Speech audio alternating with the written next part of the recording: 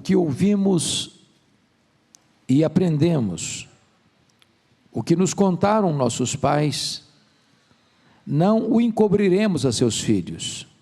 Contaremos à vindoura geração os louvores do Senhor e o seu poder e as maravilhas que fez. Meu propósito nesta noite, véspera dos 506 anos da proclamação da Reforma Protestante, 1517, é trazer à memória esclarecida de vocês uma retrospectiva da história da igreja cristã. A história precisa ser contada. Cada geração precisa conhecer e saber o que os nossos antepassados viveram,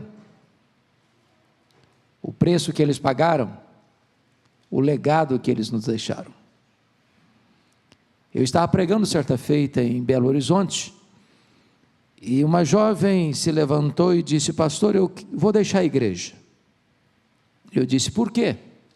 Ela me respondeu: eu não encontro na igreja uma história que me empolgue. E eu perguntei: mas você conhece a história da igreja? Ela amarelou um pouco e disse: bom, eu não conheço tão bem. Ele disse: então senta-se um pouco que eu vou lhe contar um pouco da história. Eu gastei 3 horas com ela. Após contar a história para ela, essa menina estava chorando, e me disse uma frase que eu nunca mais esqueci. Ela me disse assim: agora reconheço que é impossível você amar aquilo que você não conhece.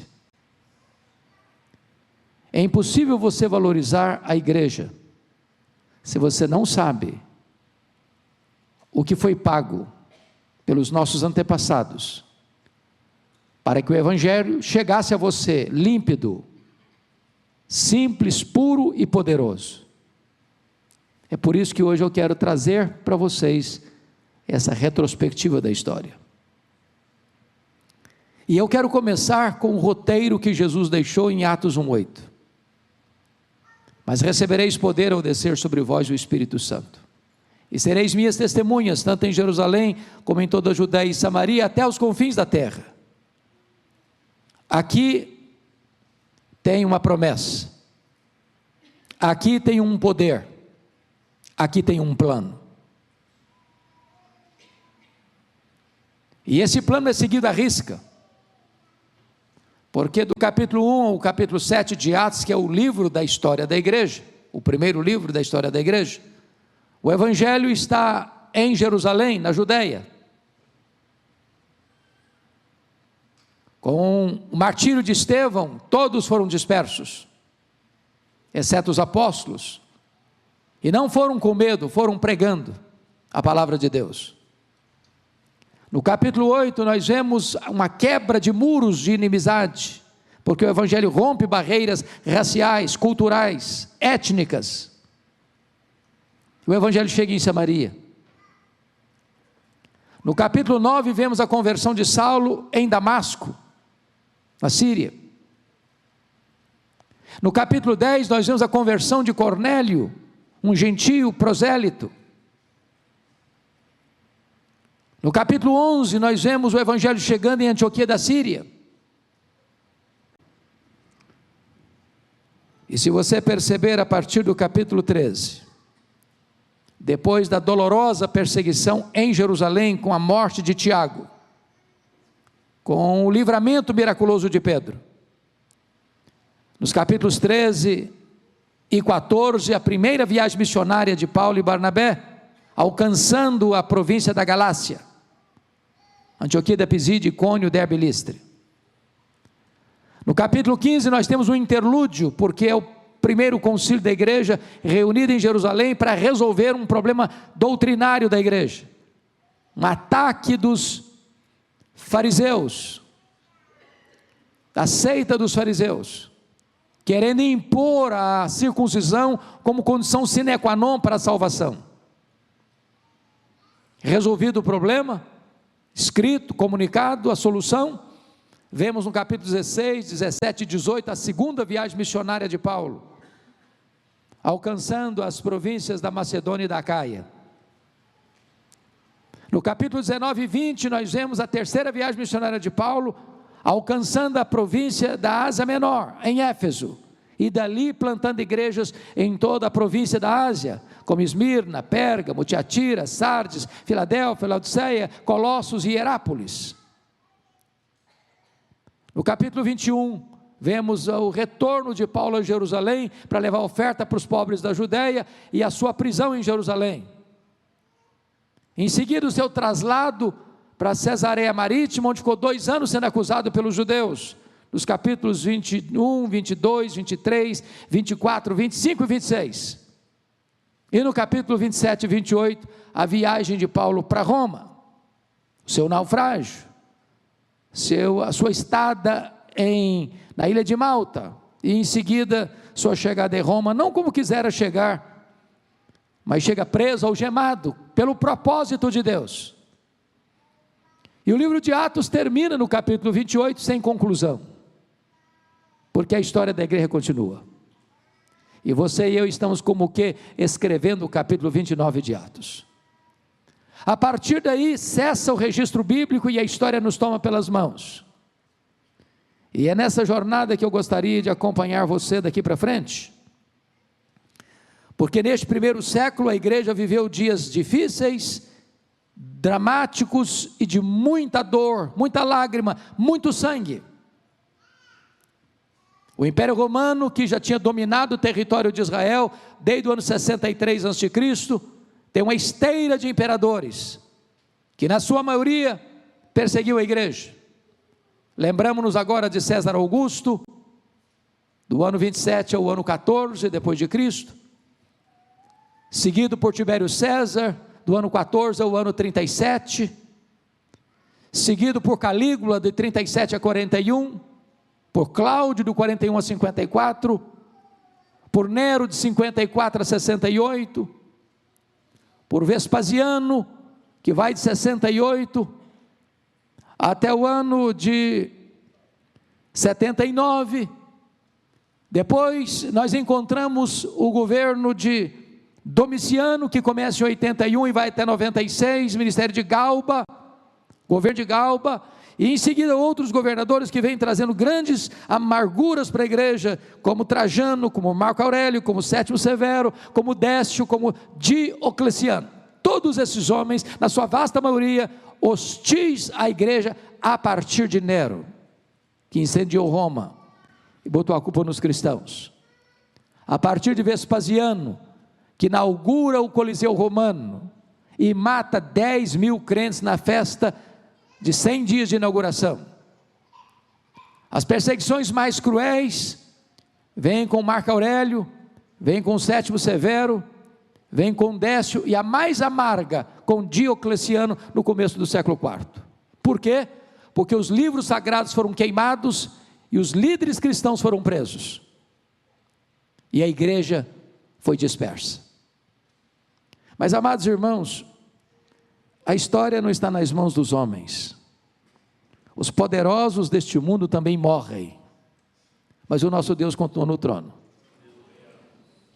E de repente, no ano 313, no governo de Constantino, o cristianismo que estava sendo massacrado, dolorosamente perseguido, os cristãos que estavam sendo queimados vivos, crucificados, jogados às feras, os cristãos que eram perseguidos e viviam nas cavernas, nas catacumbas, nos antros da terra, agora os cristãos e o cristianismo é declarado religião oficial do Império Romano. O império não conseguiu deter a igreja, o Coliseu não deteve a igreja, os leões não detiveram a igreja, o massacre não deteve os passos da igreja, e a igreja triunfou. Mas, amados, é muito importante entender que a declaração de que agora a igreja, o cristianismo é a religião oficial do Império Romano, foi uma coisa muito boa e uma coisa muito ruim. Muito boa, porque esses cristãos que estavam sendo perseguidos, agora não são mais perseguidos. Muito boa, porque esses cristãos que tinham seus bens confiscados pelo próprio Estado, agora recebem de volta suas propriedades. Muito bom, porque a igreja que não podia se reunir em templos, porque não podia construir templos, agora o próprio Estado constrói templos para a igreja. Chegara o tempo da liberdade.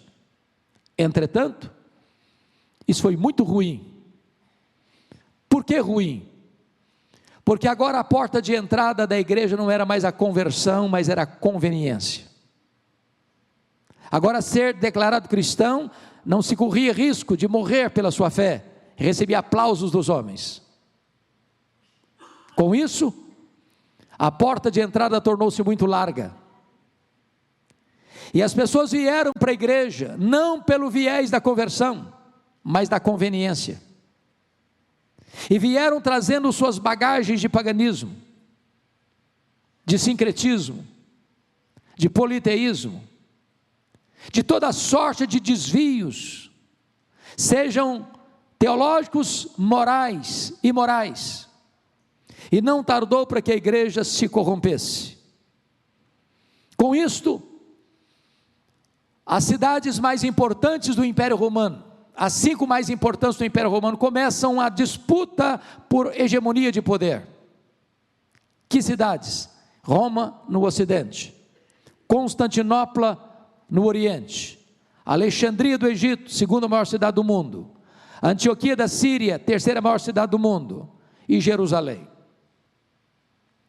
Chega o ano 604, e o imperador romano Focas nomeia o bispo de Roma, o bispo Gregório I, como bispo universal da igreja.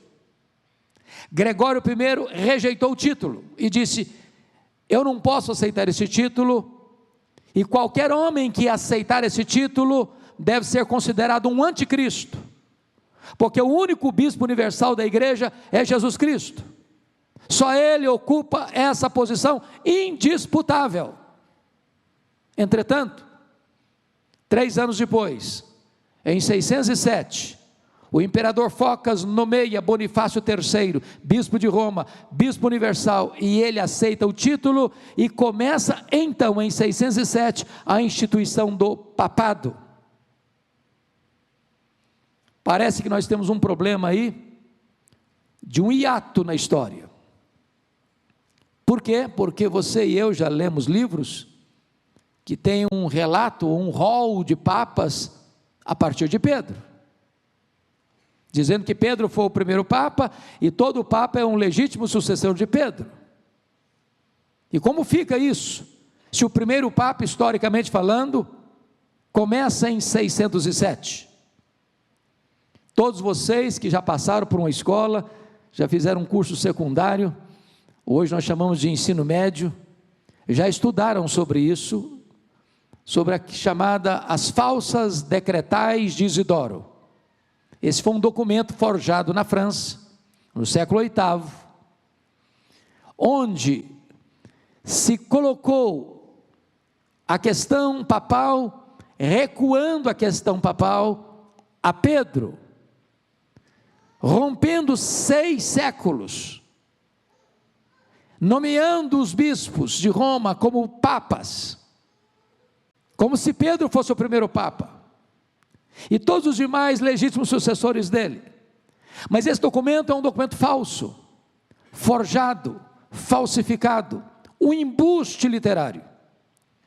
Se você quiser conhecer um pouco melhor sobre esse assunto, sugiro a você a leitura do livro O Papa e o Concílio, de Janus, cujo prefácio da obra foi escrita por Rui Barbosa, o maior tribuno brasileiro.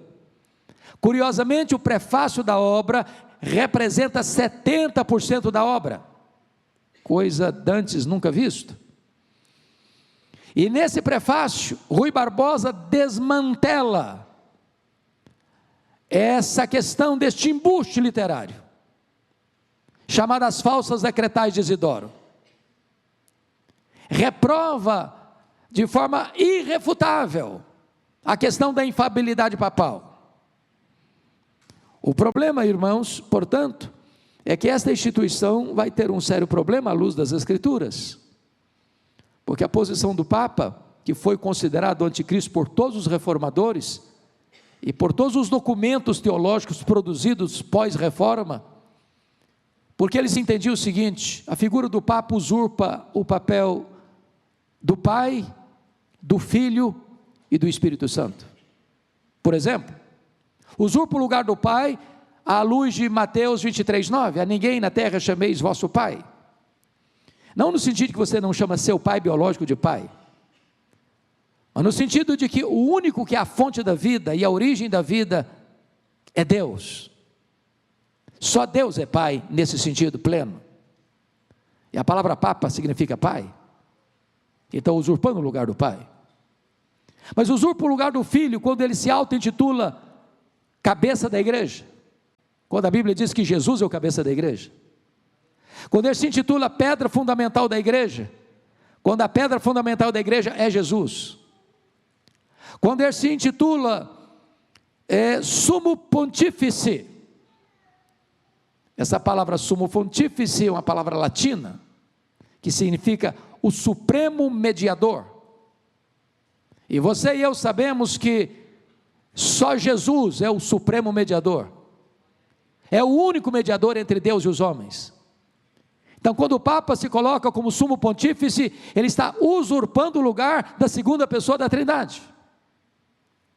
Mas em terceiro lugar, ele usurpa o lugar do Espírito Santo, porque ele se declara vicarius filii Dei. Essa é uma palavra latina que significa o substituto do Filho de Deus. E você e eu sabemos, à luz da Bíblia, que Jesus Cristo foi para o céu e prometeu: eu mandarei, eu enviarei o outro Consolador. E lá no grego é allos parácletos, não é heteros parácletos. Heteros é outro de outra natureza, allos é outro da mesma natureza. O Espírito Santo é o substituto de Cristo, porque foi enviado por Cristo para continuar o ministério de Cristo, e ele é da mesma essência do Filho, porque ele é Deus. Então os reformadores entendiam que o Papa está nessa função, nessa posição de usurpar o lugar do Pai, do Filho e do Espírito Santo. Com isso, irmãos, veio o fortalecimento político da igreja, o fortalecimento econômico da igreja, mas veio certamente o enfraquecimento espiritual da igreja. Por uma questão didática, me permita dividir a igreja por sessões. A primeira sessão do primeiro século ao quinto século, nós chamamos esse período de período da patrística, ou período dos pais da igreja, ou período da patrologia. Esse período foi marcado fundamentalmente pelas discussões cristológicas. Por quê? Pela influência do pensamento grego, que negavam a divindade de Cristo, que negavam a encarnação de Cristo, que negavam a ressurreição de Cristo. Então o primeiro concílio geral da igreja foi convocado por Constantino em 325 em Niceia, onde é fincada a estaca da divindade de Cristo, quando Atanásio derrota as teses de Ário, e declara: Jesus Cristo é Deus, Deus de Deus, luz de luz, coigual, coeterno e consubstancial com o Pai. O segundo concílio geral é Constantinopla em 381, e esse concílio vai definir a questão da humanidade perfeita de Cristo. Mas é preciso de um outro concílio, concílio de Calcedônia em 451, e esse concílio define então a pessoa teantrópica de Cristo, ou seja, a pessoa divina humana de Cristo. É uma só pessoa com duas naturezas distintas. Ele é verdadeiramente Deus, ele é verdadeiramente homem, numa única pessoa. Vale destacar que em 416 há um importante concílio chamado Sínodo de Cartago, onde Agostinho enfrenta Pelágio. Pelágio pregava que a queda não atingiu o homem, foi apenas um arranhão. O homem é tão livre hoje quanto Adão o era antes da queda. E Agostinho, calçado na verdade, desbanca os argumentos de Pelágio e vai afirmar que o homem é pecador e o homem só pode ser salvo pela graça, e a graça de Deus é soberana na salvação do homem. Mas agora vem um segundo período mais complicado. Nós chamamos esse período do quinto ao 15º século, de Idade Média, ou escolástica, ou chamada Idade das Trevas. Foi um período de muito fortalecimento econômico e político da igreja, mas também um período muito sombrio de desvios doutrinários da igreja. Muitas heresias foram sendo introduzidas na igreja, como por exemplo, o culto aos mortos, adoração aos santos, adoração às imagens, o purgatório, o confessionário, confissão auricular, a salvação pelas obras, a tradição, as relíquias, o culto a Maria como mãe de Deus, imaculada, intercessora, mediadora, corredentora, rainha do céu, as indulgências, a Inquisição, a infalibilidade papal. E a igreja foi se corrompendo, e se corrompendo, e se corrompendo, e se afastando, e se afastando, e se afastando das Escrituras. Mas é muito importante, irmãos, que Deus nunca deixou de ter uma lâmpada acesa na história. Deus nunca deixou de ter um remanescente fiel. E quem tem as rédeas da história é Deus. E então no século XIV, no século XV, começa um movimento que nós chamamos de renascença. É um movimento cultural no norte da Itália, que vai tirar das mãos da igreja, que era dona do mundo, as 5 áreas mais importantes da época. Primeiro, a economia. A igreja era dona do mundo, mas nesse período da renascença começam as viagens marítimas, e uma nova classe social começa na Europa, a burguesia, e o poder econômico é tirado das mãos da igreja.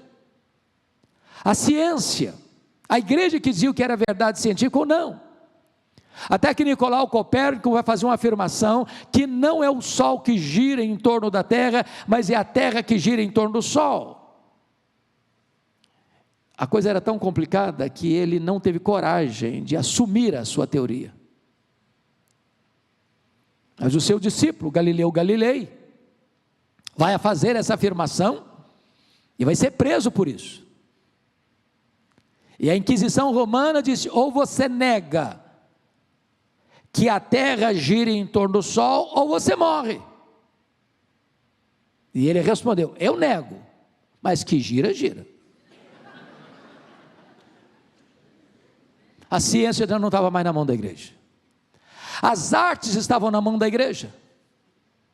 Se um pintor havia de pintar um quadro, ele tinha que colocar o corpo da pessoa, mas o rosto tinha que vir por uma auréola que era vazada pela visão da igreja, até que Leonardo da Vinci e Miguel Ângelo vão esculpir no mármore, como Pietà, como Davi, e então as artes saem também das mãos da igreja, mas a política estava na mão da igreja. O Papa depunha reis e colocava reis no trono, até que Maquiavel escreveu O Príncipe, e o poder sai das mãos da igreja. A quinta área era a religião. O que importava não era o texto da Bíblia, eram as notas de rodapé. Aliás, o povo não conhecia a Bíblia, os sacerdotes também não, e o povo vivia numa imensa ignorância espiritual, e alguns chegam a dizer: se você lê a Bíblia, você fica louco. Até que Martinho Lutero, um monge agostiniano, depois de muitas angústias de sua alma, fazendo penitências, fazendo confissões todos os dias no confessionário, se autoflagelando, buscando paz na sua consciência, buscando perdão para os seus pecados. O confessor de Lutero já não aguentava mais as suas ladainhas, e um dia o padre confessor disse para ele o seguinte: ô Lutero, a hora que você cometeu um pecado de verdade, vem aqui, eu não aguento mais suas lorotas. Ele era um homem perturbado, sem paz, até o dia que os seus olhos caíram em Romanos 1,17, e o justo viverá pela fé. As algemas foram quebradas, os olhos foram abertos, e esse homem encontrou a verdade das Escrituras, que a salvação é pela graça, mediante a fé em Cristo Jesus. Pois bem, meus amados irmãos, Depois da Renascença, entra o que nós chamamos os pré-reformadores. E eu queria citar 3 deles. Primeiro, John Wycliffe, século XIV, na Inglaterra. Esse homem, por influência da teologia de Aurélio Agostinho, tem uma experiência de conversão. Ele é um professor universitário. E ele começa a entender uma coisa: a reforma ou a transformação jamais pode chegar na Inglaterra se nós não dermos ao povo inglês a Bíblia no seu idioma. O que é que ele fez? Começou a traduzir a Bíblia para o inglês. Foi perseguido, precisou fugir, não conseguiu terminar, mas os seus sucessores, os Lollardos, concluíram a tradução da Bíblia para o inglês. Agora não tinha como mais reverter essa situação. Com a Bíblia na mão do povo, não tem como mais segurar. Mas um discípulo de John Wycliffe, lá na Boêmia, séculos 14 e 15, chamado John Huss, 100 anos antes de Lutero, começa a pregar as Escrituras, começa a denunciar os pecados da igreja, e ele foi preso por causa disso. Disseram a ele: ou você nega o que você tem pregado, ou você vai para a fogueira. E ele disse: eu não nego o que eu prego, eu não nego a Jesus. E então ele ardeu vivo, queimado numa fogueira. E quando ele estava ardendo, sendo queimado vivo, numa voz profética, ele disse: hoje vocês estão matando um ganso, rãs, mas Deus há de levantar uma águia, e a essa vocês não poderão matar. 100 anos depois, Martinho Lutero fixava nas portas da igreja de Wittenberg as 95 teses contra as indulgências, dando início à reforma protestante do século XVI. No século V, Deus levanta Jerônimo Savonarola em Florença, na Itália, nas barbas do Papa. E ele pregou com tamanho poder e tamanha autoridade, que a cidade estava sendo profundamente impactada pelo poder da palavra de Deus. Ele não quis retroceder. Levaram-no à forca e o mataram enforcado. Mas agora, o caminho já estava aberto para a reforma. E o Papa Leão X está buscando recursos para a Basílica de São Pedro. A igreja está passando uma crise financeira. E ele manda os seus emissários para a Alemanha, liderados por Johannes Tetzel, para vender indulgências. E a venda de indulgências é uma coisa escandalosa, porque o Papa estava prometendo perdão de pecados em troca de dinheiro. E veja você, se você acreditasse num negócio desse. Acabou de sepultar seu pai, acabou de sepultar sua mãe, ou acabou de sepultar o seu filho, ou o seu avô, ou a sua avó, e alguém chega e diz: você ama o seu parente? Você pode ajudá-lo. Ele não era tão bom para ir direto para o céu, ele não era tão ruim para ir direto para o inferno, ele está no purgatório, e está sofrendo muito. Mas se você der um dinheiro, no momento que o dinheiro cair no gasofilácio, a alma dele pula do purgatório para o céu. Se você acredita nisso, você dá o que você tem e o que você não tem. Então Johannes Tetzel chega na Alemanha, e o Lutero já tinha conhecido as Escrituras, já ensinava as Escrituras na Alemanha. E quando Johannes Tetzel chegou com essa tese lá: olha, se você der tanto, o Papa assina uma bula, 5 anos de perdão, você pode pecar à vontade, não tem problema, está garantido. Se o dinheiro for um pouquinho maior, 10 anos, o Papa assina a bula. Se o dinheiro for bom mesmo, o Papa assina uma bula de perdão vitalício, você pode pecar o resto da vida, que a sua vida, sua salvação está garantida. O Lutero não suportou isso. E então no dia 31 de outubro, e por que 31 de outubro? Por que não 30? Por que 31 de outubro? Porque dia 1º de novembro é o dia de Todos os Santos. 1º de novembro todo o povo ia à igreja. O jornal da cidade era o mural da igreja. E Lutero, exatamente na véspera do dia de Todos os Santos, dia 31 de outubro, vai fixar nas portas da igreja de Wittenberg as 95 teses contra as indulgências. Estava deflagrada aí a reforma protestante do século XVI, com lutas, com lágrimas, com dores, porque o corte radical não foi aqui.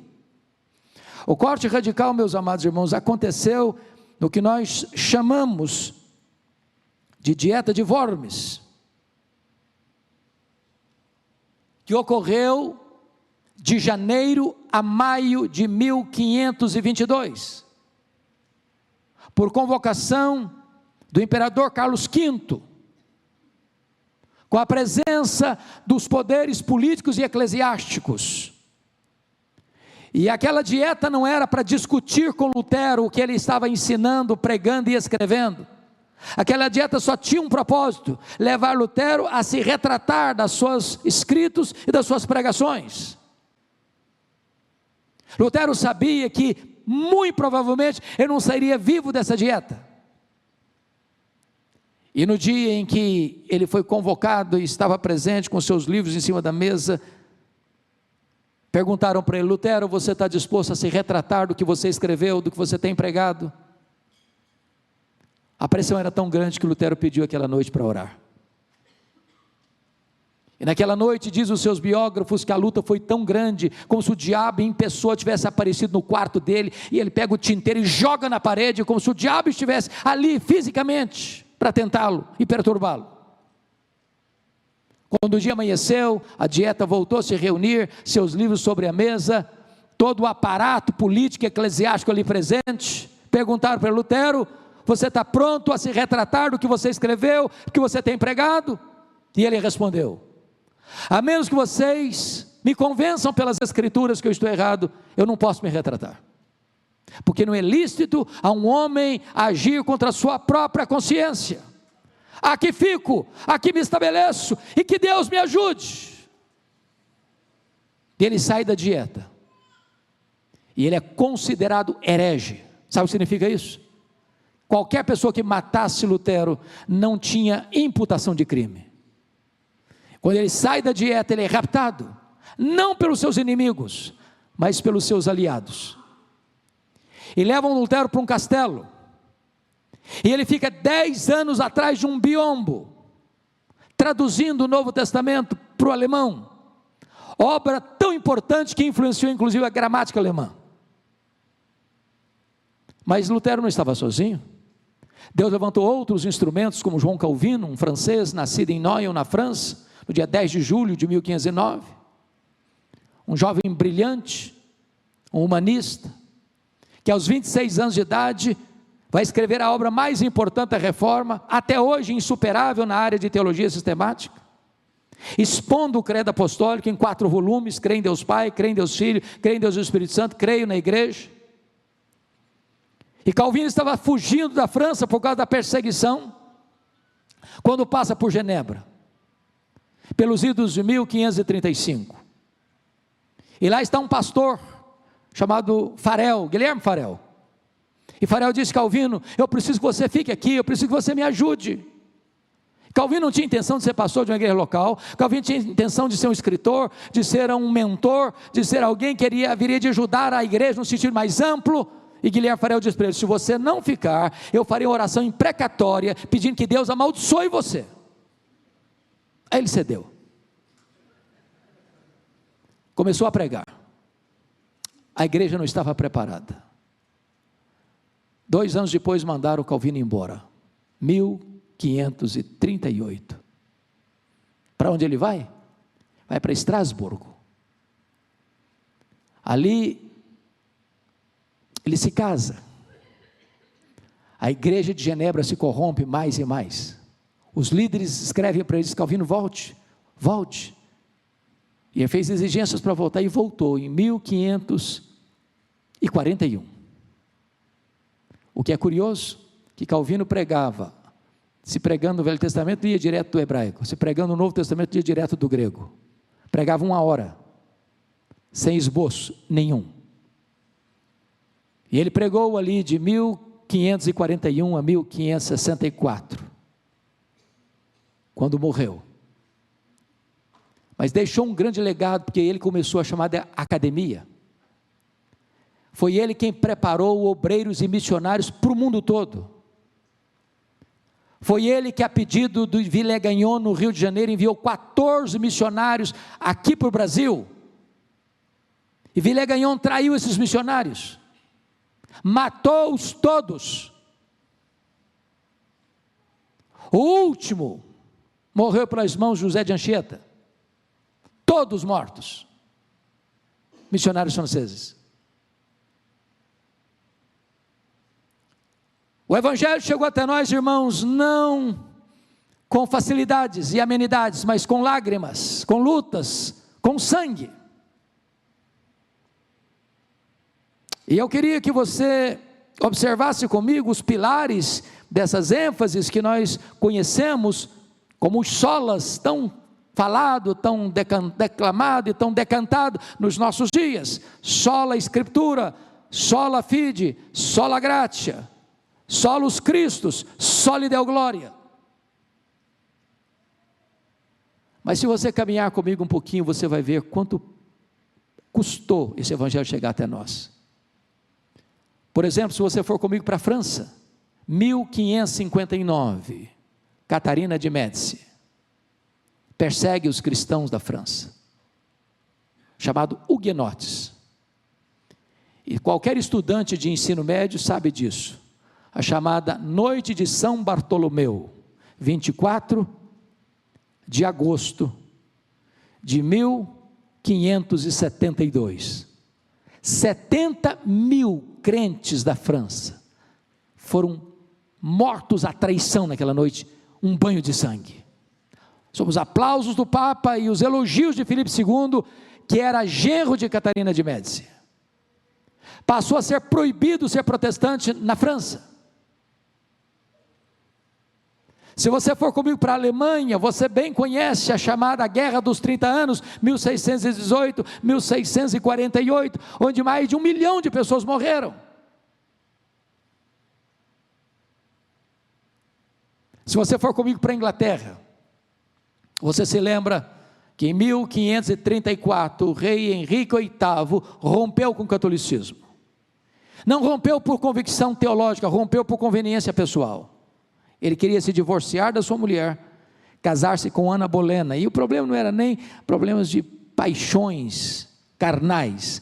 Ele queria um menino, um homem, para ser seu herdeiro. Ele não tinha um filho. O Papa não lhe deu permissão. Ele rompeu com a igreja, criou uma igreja na Inglaterra, passou a ser chefe de Estado e chefe da igreja. Na verdade, Ana Bolena não lhe deu esse filho. Ele casou-se 9 vezes. Mas em 1547 ele morre. E o herdeiro do trono agora é um menino de 10 anos, Eduardo VI. E você sabe que o menino de 10 anos não tem condições plenas de governar. Se você lembrar da história de Israel, qual foi o rei de Israel que governou com menor idade? Lembram? Joás, com 7 anos. E enquanto ele era criança ainda, o seu tutor espiritual era Joiada, e o governo foi muito bem. No dia que Joiada morreu, o governo se desandou. O que aconteceu? Os líderes da Inglaterra entenderam, está na hora de a reforma ser implantada na Inglaterra. Latimer, Cranmer e Ridley. Mas quis a providência de Deus que Eduardo VI morresse precocemente, aos 16 anos de idade, em 1553. Quem assume o governo da Inglaterra? Maria Tudor, filha de Henrique VIII com Ana Bolena. Perseguiu de forma atroz a igreja. Primeiro ato de governo dela, mandou para a estaca e queimou em praça pública os 3 líderes do protestantismo na Inglaterra. Os crentes foram dispersos para salvar a sua vida. E fugiram para onde? Fugiram para a Alemanha, fugiram para a Suíça, fugiram para a Holanda, onde a reforma já estava estabelecida. Quis a providência de Deus que Maria Tudor morresse cedo, 5 anos depois, em 1558. e assume o governo da Inglaterra Elizabeth, num longo governo de 1558 a 1603, e o primeiro decreto dela foi mandar trazer de volta os foragidos para Inglaterra, e eles, tendo contato lá com a reforma, voltaram fazendo 4 exigências para a igreja: queremos uma igreja com teologia pura, com liturgia pura, com governo puro, com vida pura, e desencadearam na Inglaterra o mais importante movimento de reforma e reavivamento da história, o movimento dos puritanos. Maria Tudor não sabia, mas Deus havia constituído em presidente das missões estrangeiras da Inglaterra. Conforme há um cântico muito conhecido no Brasil: a igreja de Deus é obra santa e ninguém detém, louvado seja o Senhor. Mas, meus irmãos, veio o século XVIII, século XVII com o racionalismo francês, vem o século XVIII com o iluminismo francês, e uma onda de ateísmo varreu a igreja. As igrejas estavam mortas, cobertas de cinza. A igreja ficou em pânico. O que fazer? Pensaram: vamos organizar grandes preleções apologéticas. Não resolveu. Vamos botar o púlpito num lugar mais alto, dar mais projeção ao pregador. Não resolveu. O que resolveu? Os avivamentos espirituais. Primeiro avivamento, 1739, com os estudantes de Oxford, John Wesley, George Whitefield. E a igreja se levantou das cinzas, e o evangelho se espalhou com grande poder. O que resolveu? O avivamento com Jonathan Edwards, na Nova Inglaterra, 1735, 1740. Conversões abundantes. Chega o século XIX, a igreja está varrida pelo liberalismo teológico, que começa na Alemanha, com Dibélius. Agora eles olham para a Bíblia não como palavra de Deus inerrante, infalível e suficiente, não na leitura gramática histórica, mas na leitura crítico-literária. Não, esse livro não é a palavra de Deus. Não, Gênesis não é, esse negócio de Gênesis 1, 2 e 3, criação não existiu, Adão não existiu, Eva não existiu, tudo isso é mito, isso aqui é mito, milagre não existiu, isso aqui é mito. Vamos demitologizar o Novo Testamento. E o liberalismo entrou nas cátedras, e das cátedras desceram para os púlpitos, e dos púlpitos mataram as igrejas. Se você ler no século XIX, é Charles Haddon Spurgeon que vai resistir na Inglaterra o liberalismo naquele tempo. E o liberalismo entrou, irmãos, e matou igrejas na Europa, na América, e onde ele chega, ele mata a igreja. Qualquer igreja que subscrever o liberalismo, assina no mesmo dia o seu atestado de óbito. O que resolveu? Avivamento de novo. 1857, 1859, em Nova York, começa um grande avivamento. Varreu o país. O país inteiro era uma espécie de reunião de oração. O que resolveu? O avivamento no país de Gales em 1904. O que resolveu? O avivamento na Coreia do Sul em 1907. O que resolve para a igreja evangélica brasileira hoje? Um poderoso reavivamento. E eu não tenho dúvidas, meus irmãos, que a igreja hoje precisa de duas coisas. E eu estou falando de todas as denominações, sem exceção. De duas coisas. A igreja precisa de reforma, a igreja precisa de reavivamento. O lema da reforma era: igreja reformada sempre reformando. O que significa isso? Não é que a igreja vai se adaptando às novidades do mercado da fé, não. Toda a época que a igreja viver, ela precisa checar o que ela crê e o que ela faz à luz das Escrituras, e voltar às Escrituras. A reforma não é novidade, a reforma é volta às Escrituras. E por que a igreja precisa de uma nova reforma e um novo reavivamento? Primeiro, porque o liberalismo está assolando as igrejas hoje. Você vai para a Europa, que hoje é o berço do protestantismo, e você não vê sinais da reforma mais. Você chega na Holanda, de 1960 para cá, os templos estão vazios. Você vai para a Escócia de John Knox, o berço do presbiterianismo, e eu fui em Edimburgo, e o templo mais belo talvez da cidade, eu entrei, não era mais um templo que tinha bancos e púlpito, o templo está lá no formato, mas é um bar para você beber. Você vai para a Inglaterra dos grandes avivamentos, avivamentos de John Wesley, George Whitefield, William Carey, William Wilberforce, John Charles Ryle, Charles Haddon Spurgeon, Mark Lloyd Jones, John Stott. Hoje a Inglaterra é o país de Richard Dawkins, o patrão dos ateus. 4% só dos ingleses frequentam a igreja hoje. Os templos estão sendo vendidos e transformados em mesquitas, em museus, em bares. Você vai para a América, você encontra as chamadas dead churches, as denominações históricas perdendo milhares e milhares de membros todos os anos, os seminários que formaram teólogos, missionários e pastores, tomados de assalto pelos liberais, ensinam um ceticismo. Você olha para o Brasil e você vê denominações inteiras aqui, que não creem mais, conforme seus seminários ensinam, que este livro é a palavra de Deus. Igrejas que estão minguando, murchando, desidratando. Agora você olha para o Brasil, sabe por que nós precisamos de reforma, irmãos? Porque nós estamos vendo uma igreja sincrética, mística, a igreja do sal grosso,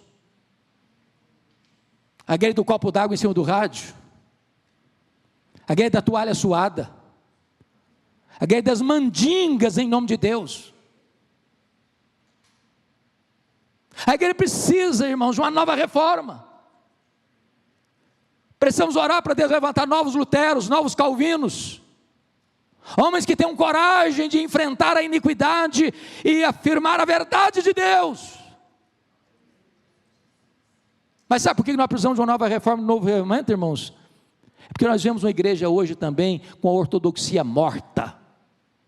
Gente que professa a sã doutrina, mas o coração está seco, o coração está árido, não tem fogo no coração, não tem brilho nos olhos, não tem paixão pela obra de Deus.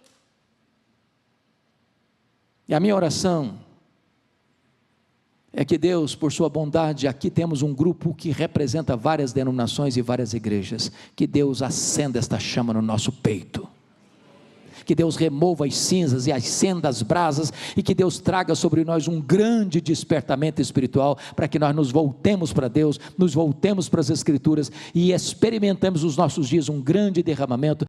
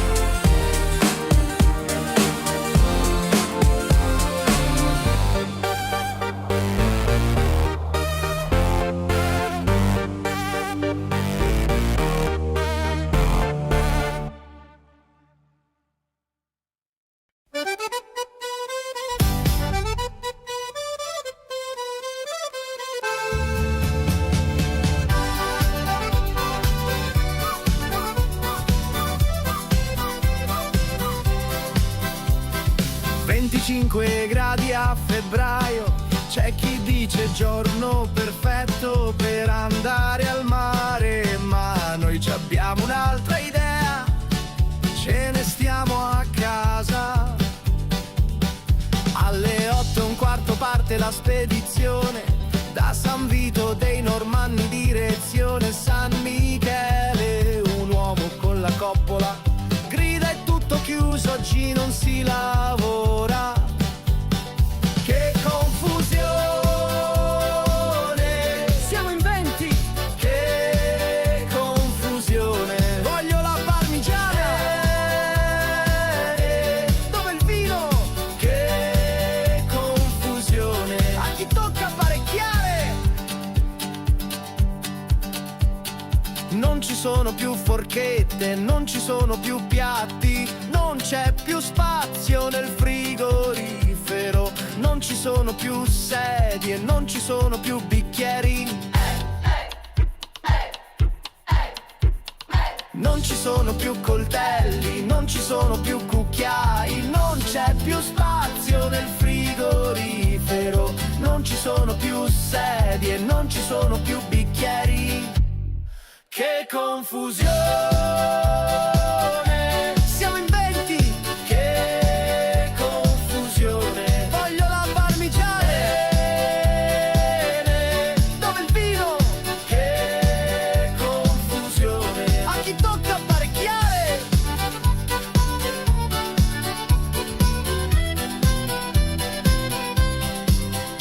Se non mi liberi subito quella padella, non lo so che ti faccio. Amore, è finito il caffè, mi presti il tuo e te lo rifaccio.